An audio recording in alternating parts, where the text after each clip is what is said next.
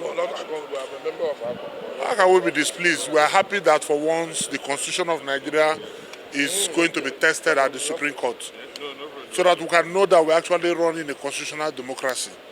We want to commend the federal government for taking these steps to rejig the democratic processes and to make sure dividends of democracy comes to the people of the grassroots.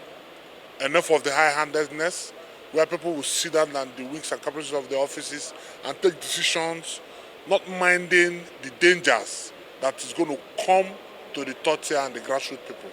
Today in our state, local government council funds have been withheld for over 3 months.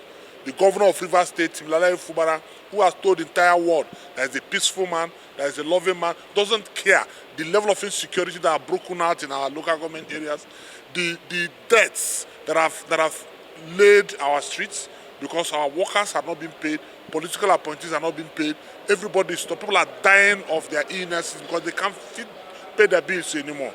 And the governor is comfortable telling people he's running 1 year in office when the third tier government has been stifled of funds. The governor has dipped his hand inside the coffers of the local government funds, bypassing our approvals and paying civil servants because he believes that he's coming from the civil service stock, and as a civil servant, he wants to call them into.